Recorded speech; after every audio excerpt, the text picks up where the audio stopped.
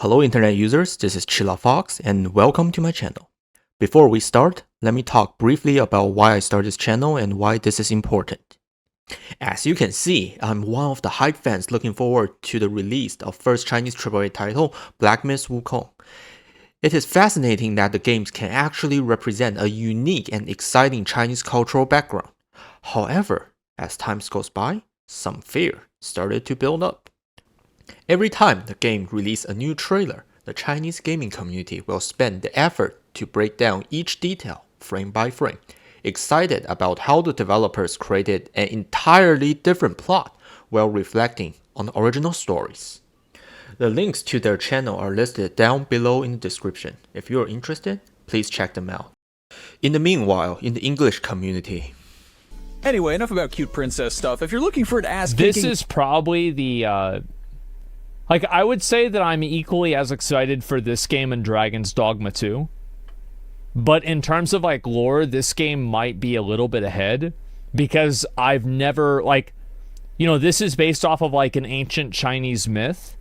And I feel like we always hear about Norse mythology, Greek mythology, but I don't really know a lot about Chinese mythology. So I'm actually really just excited to see what this experience is going to be. There is no trailer breakdown, no background introduction, nothing. Just some reaction videos where people discuss how good the game's graphics are and how well it compares with other action role-playing series like Dark Souls. Well, is the game released too early?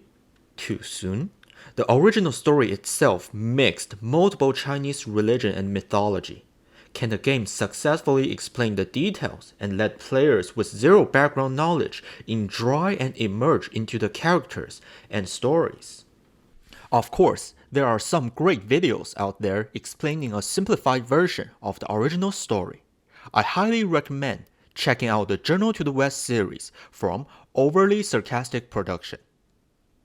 They did a really great job. However, the detail and the questions buried in the game's trailer shows that a simple overview of the story might not be enough.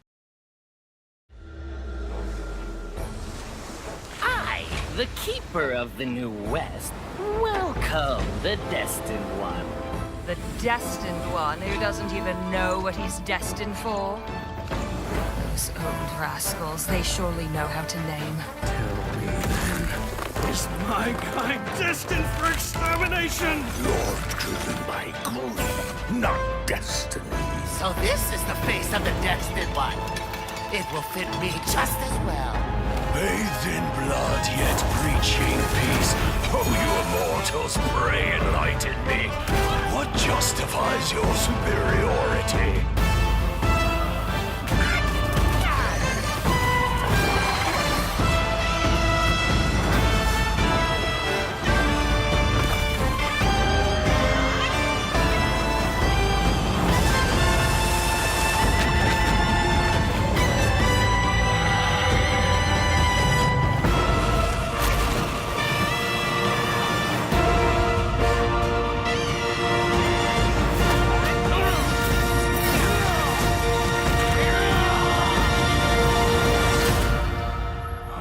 Sweet destiny.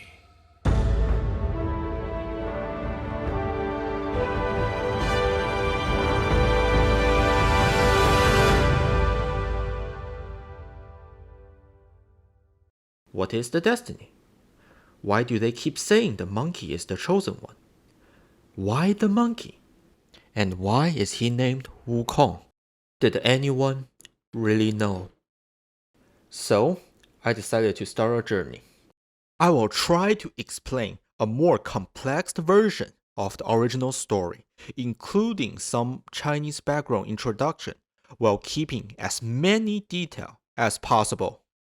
So we can go back and forth between the game and the story to have a completely different view.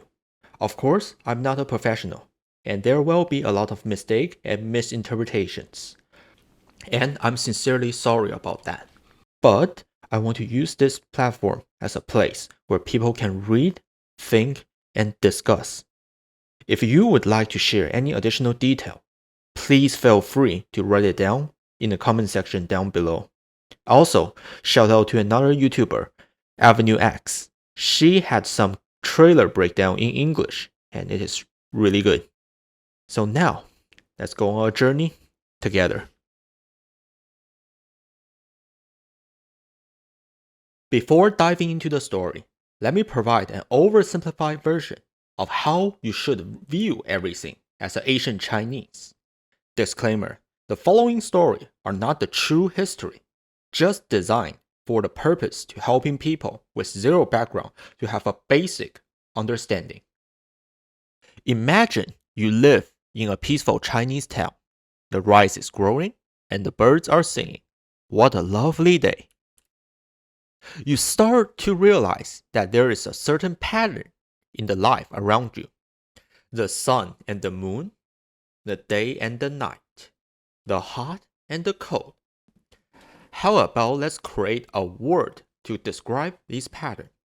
When the sun rises, it brings us warmth and light. Let's call it yang. When the moon rises, it brings us dark and night. Let's call it yin. So you continue to work in the field, but you realize that if it was too hot, too cold, too dry, or too wet, nothing will be able to grow. So let's change the graph. If it is too yin, we need some yang. If it is too yang, we need some yin. Of course, there are some other graphs based on the same concept, but overall, it looks great. How about let's record that? And what did the Chinese character of yin and yang look like in that period of time? Yeah, also, during this time period, paper has yet to be invented, so good luck carving them on some animal bones and bamboo slips. Well, I'm not writing that.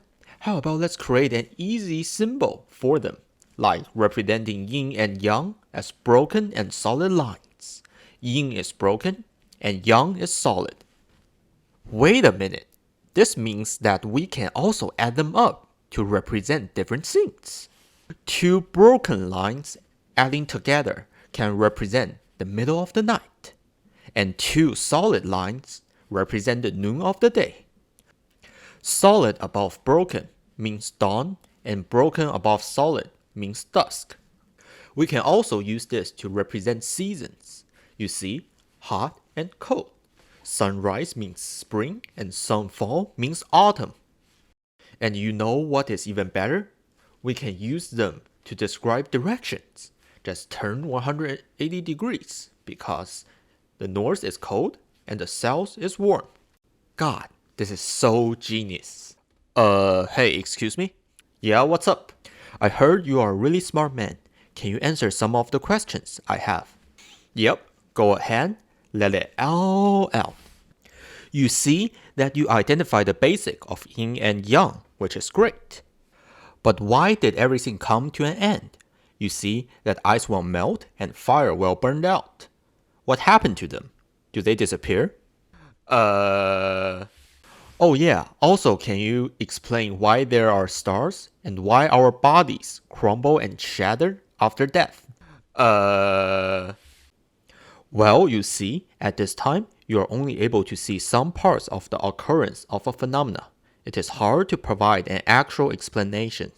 So, will all things eventually end?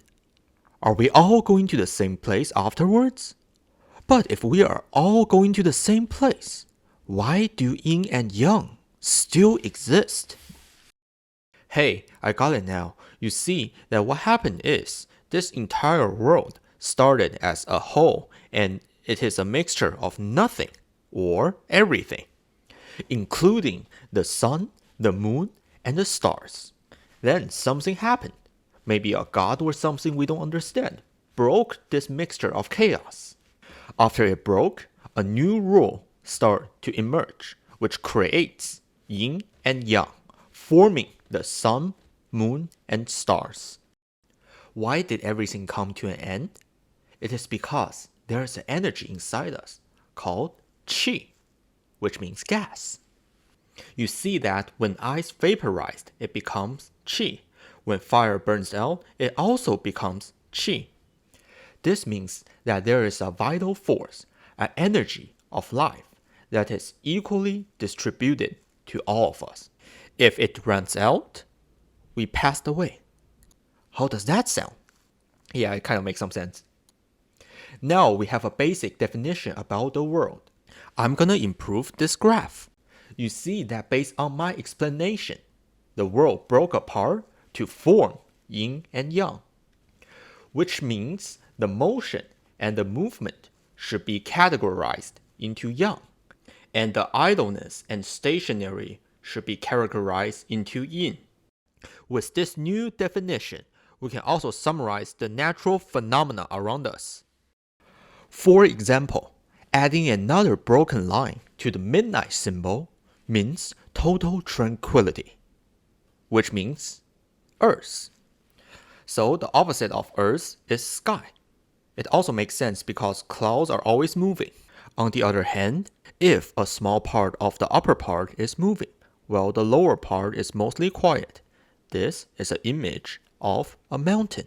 Meanwhile, when it rains, there is always a thick dark cloud above, which means top is quiet and most of the lower part is moving. Now, can you guess what the meaning of this symbol is? This is the symbol of thunder because it always strikes the ground. The opposite of this symbol is quite interesting. It's actually wind, because wind blows everything but cannot blow the ground. Then how about this one? What does this one look like? The surroundings are quiet, but the middle part is moving. This is an image of a water. At last, the surroundings are moving, but the body is still. This is an image of fire. Now, let's put them together. Then, let me just add the graph of yin and yang. Oh yeah, let me change the graph to a better looking, more suitable graph for the theory. On the other hand, remember we stated that the yin and yang also broke apart, creating the sun and moon? All you need to know is that there is another graph describing the basic elements that are separating from yin and yang.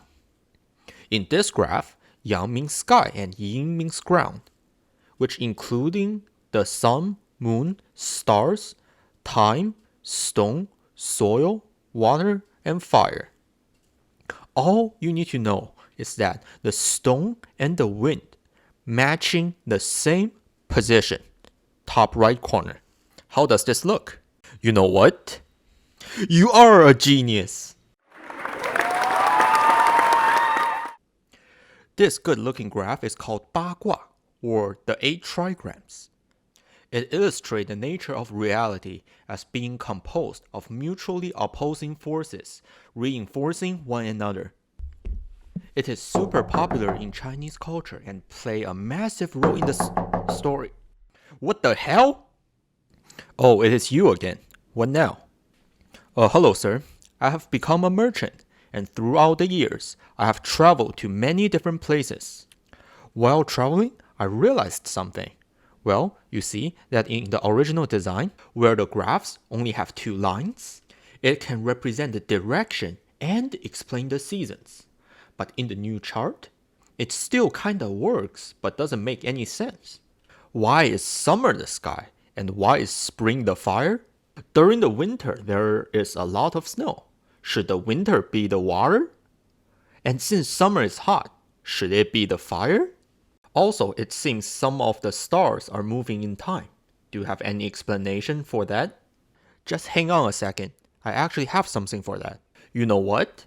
After some study and research, you are correct that the stars are moving. In order to figure out some patterns they move, we classified all the stars that are visible in the sky into 28 constellations.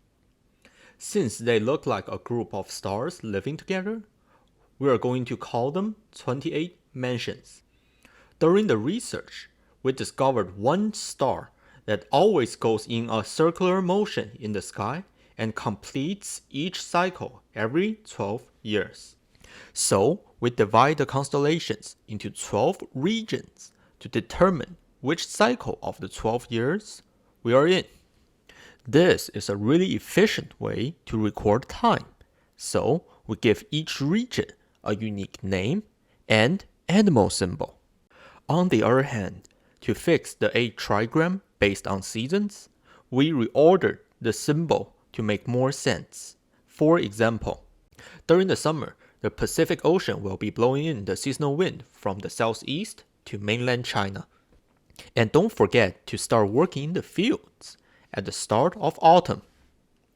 So, we now have 2 graphs. The first graph states the natural phenomena, while the second graph helps us understand the way in which things change over time. Because the second graph talks about the changes, it later combines with the constellations and regions to form some really amazing graphs. Any other questions? That is so cool, thanks a lot. I do have one last question. You see that during the trip, I heard some really interesting stories. For example, there is a doctor. During his travel to another city, he saved an injured little deer. Now this little deer will wait for him and greets him every time he passes the same route. Why did that happen?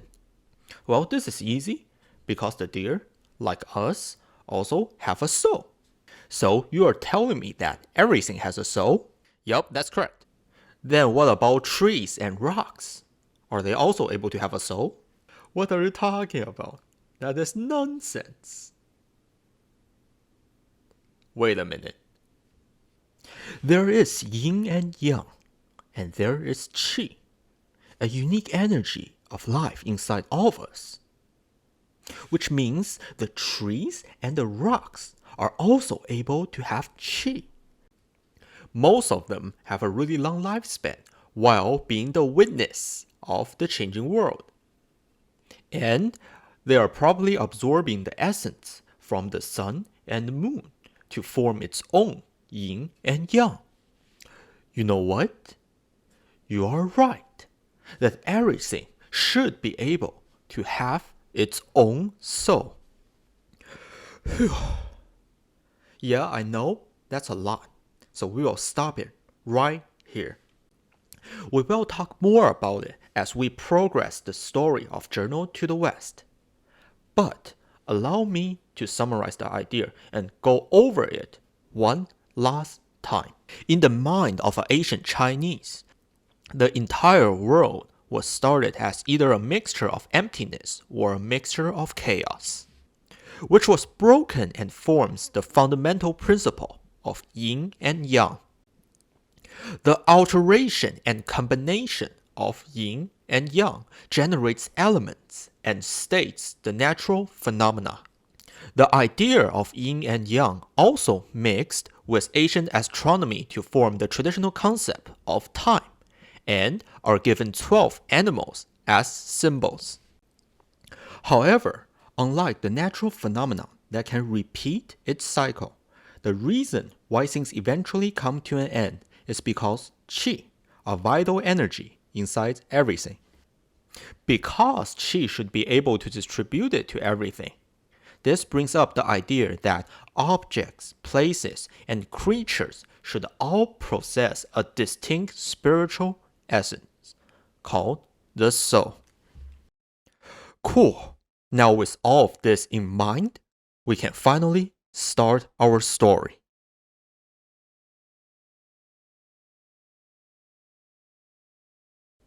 Long, long ago, the world was in complete chaos. Then the chaos was broken into yin and yang, forming the 3 realms and 4 continents. What are the 3 realms? Well, we'll talk about it in the episode 3. For now, let's ignore that. All you need to know is that there are 4 big pieces of land. Of course, they have some really cool and fancy names, but we are now just going to call them North, East, South, and West. Our story will start on the East continent. On the south of the East continent, there is a country called Aolai, and next to that country, there is a mountain called Flower Fruit Mountain in the middle of the sea. On top of the mountain, there is a big rock. So the rock is witnessing the change of day and night to form its own yin and yang, and probably absorbing some sweet, sweet star energy to improve its chi. Later, this rock started to have its own soul and form a magical womb.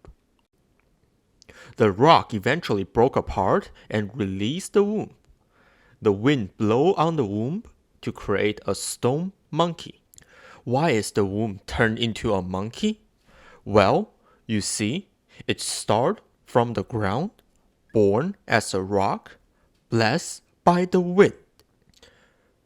What is the animal symbol on the top right corner?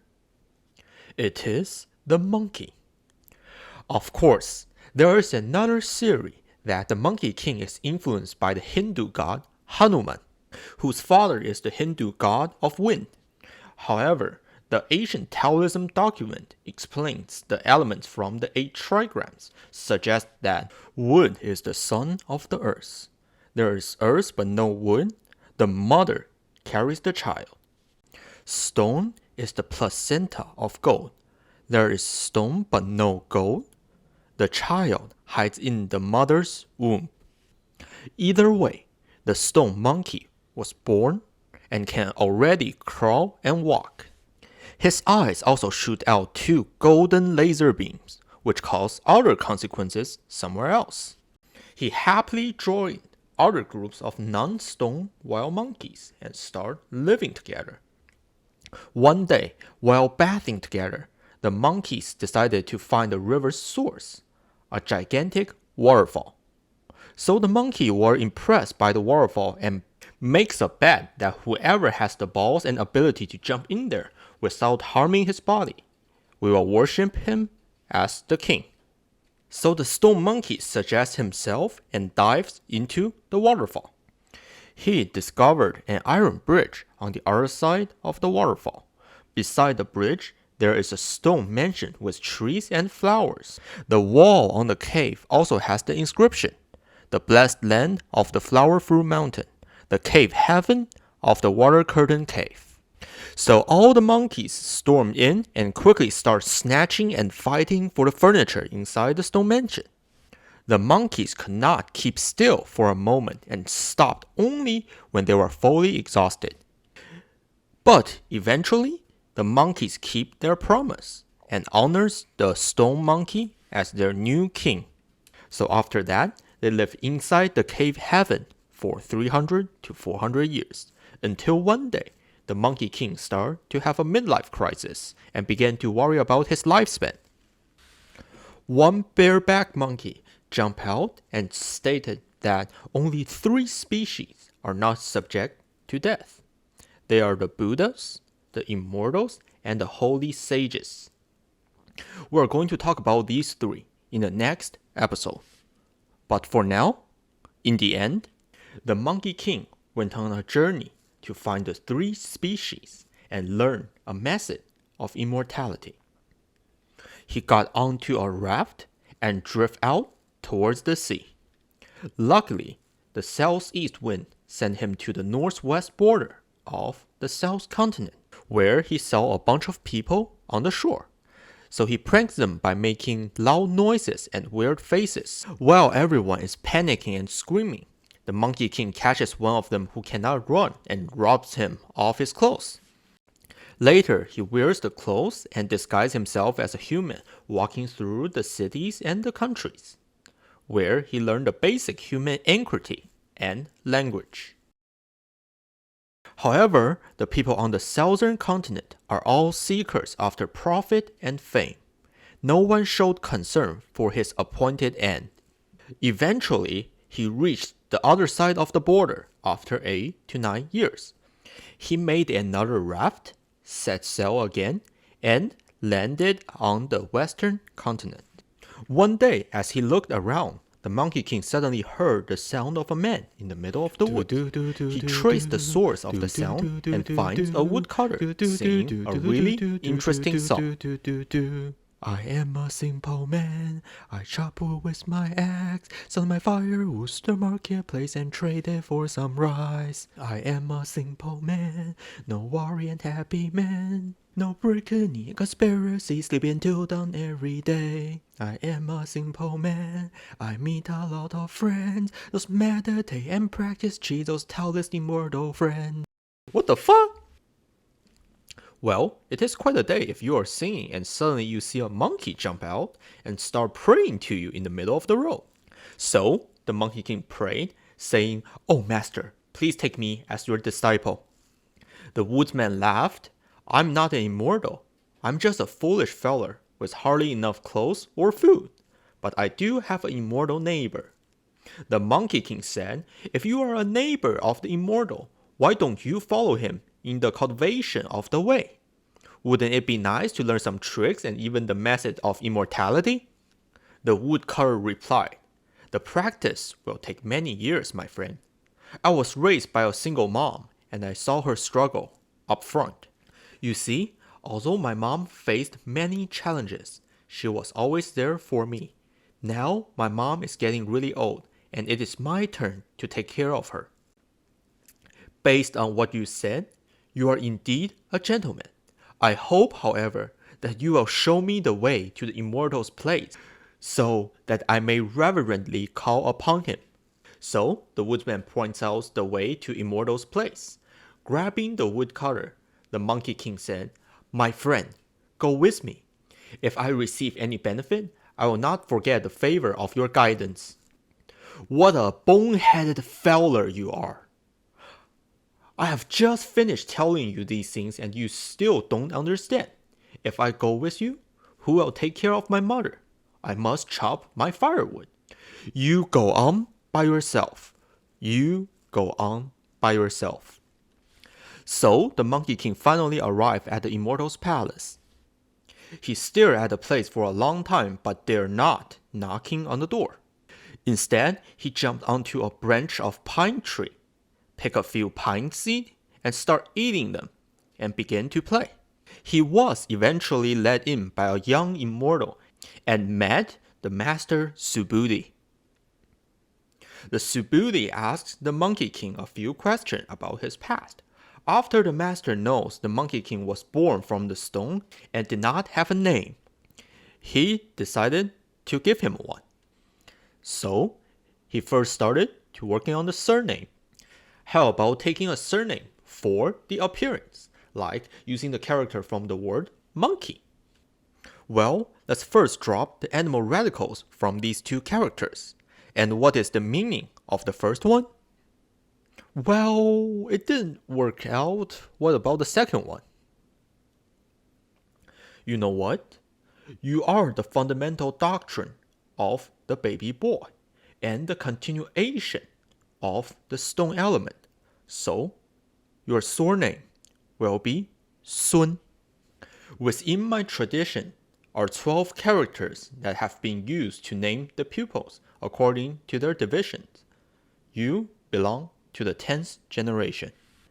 Since your rank falls precisely on the word Wu, you will hence be given the religious name Wukong. So now the Monkey King received his name, Sun Wukong. So it was that at nebulous parting, he had no name.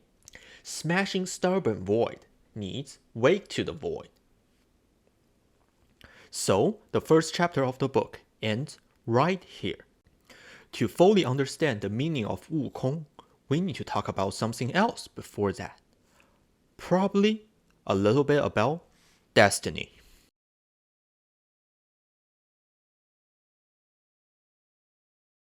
As you can see, the Chinese ancestors understand the world by observation and inference, by noticing the changes around the world, and by developing some conclusions through evidence, reasoning, or past observations.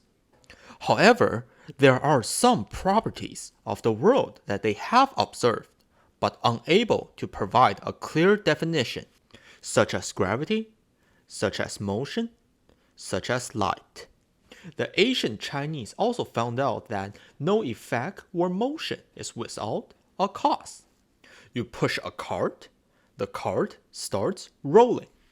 This concept is later mixed with the Buddhist idea of karma, wherein individuals intend and actions influence their future.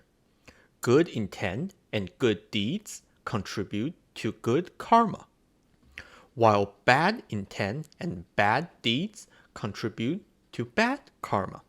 Around 12th centuries, Chinese philosophers defined all people's behavior and the causal relationship caused by it, as well as natural phenomena and events beyond the control of human beings, are collectively called destiny.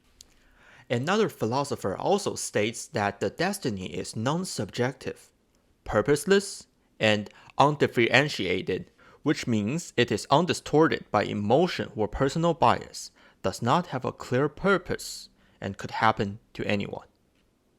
On the other hand, this definition also caused another problem. What is life and soul? Because life and soul is something also beyond human control, which is a part of the destiny. And based on the observation and the theory before, the ancient Chinese defined that anyone and anything could have a soul. We now stated that the destiny is non-subjective, purposeless, and indifferentiated. It further proves that even a rock with a decent time span can develop some soul itself. Meanwhile, we have fit the basic concept of element and things into a chart to explain everything. Now the question becomes, what is the identity of the soul? Is soul yin or yang? Are we born good or evil? The question about soul leads to a new definition of destiny, which to the idea of the first dimension of destiny, nature, or aka human nature. What are our fundamental disposition and characteristic? Chinese culture has roughly 4 categorized views on human nature. Good states that humans are inherently good, and that doing good comes more naturally than doing evil. For example, we are born with a sense of compassion that develops into benevolence. Human nature is the innate tendency to an ideal state expected to be formed under the right conditions. Therefore, humans have the capacity to be good, even though they are not all good. Bad says that human nature tends to be evil, and it is easier to do evil than good. It states that humans exhibit animalistic instincts before education, which include greed, idleness, and desire. Neither states desire is a natural selection. It is neither good nor evil. It just exists. One of their famous quotes states that appetite or lust, the desire for food and porn, is just part of human nature. Only natural. Both believes that human nature is a mixture of good and evil. If you cultivate good things, you'll become a good person. If you cultivate evil things, you won't become a bad person. Well, you see that since we talked about the fundamentals of human nature, which will eventually lead to the second dimension, personality and individual character, which are inherited from human nature, well developed through time, education, environment, and experience. Why are these two important? Because Buddhism believes that human life is a cycle of suffering and rebirth. But if one achieves a state of enlightenment, it is possible to escape this cycle forever. It first stated that human life is a cycle of suffering caused by some human instinct, such as delusion and confusion, persistent and sensual attachment, disgust and hatred. On the other hand, it also states that everyone can achieve ultimate inner peace through learning, practice, and faith. So they are a little bit of both. One step that can help us achieve this inner peace is called Sunyata. Some will argue that it should be equal to the definition of voidness or emptiness, which means to give up or put it down. I am more towards the definition of non-attachment and unrestrained, which means do not over persist in your nature. It also means reaching a mode of perceptions which learns to control your anger, control your desire, control your instinct, control your greed. In Chinese, we call this 空.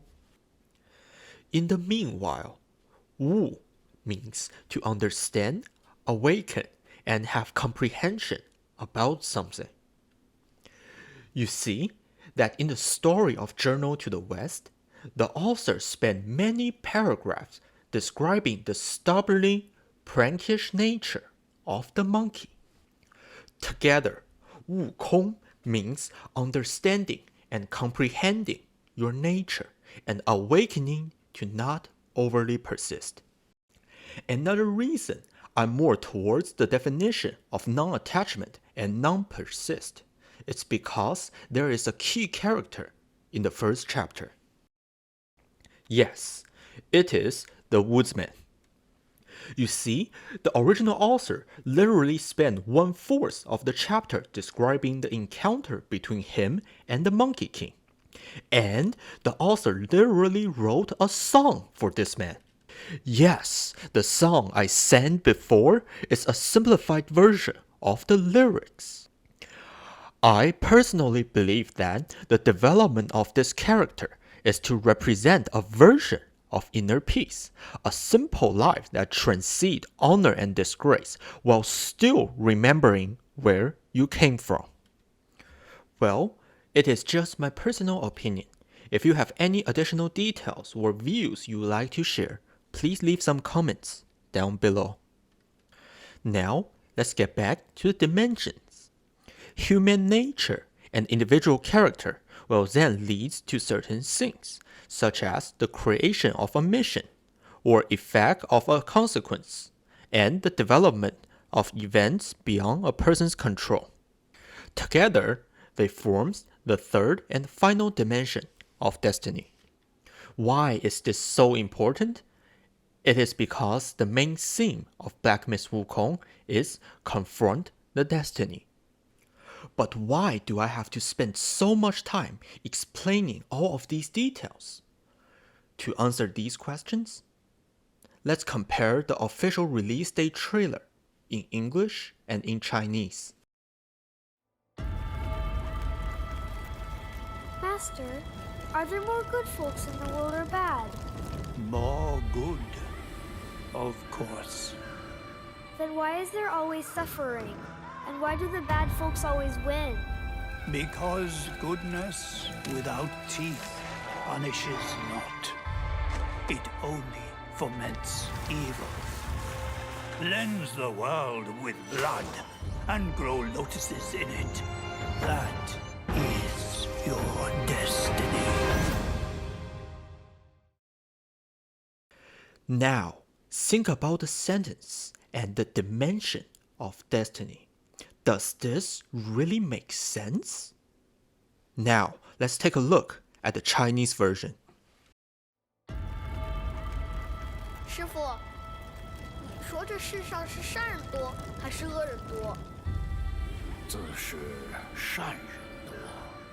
那为何这世道从未太平，恶人总是横行无忌？因为不分好歹的善，不是善，是恶的帮凶。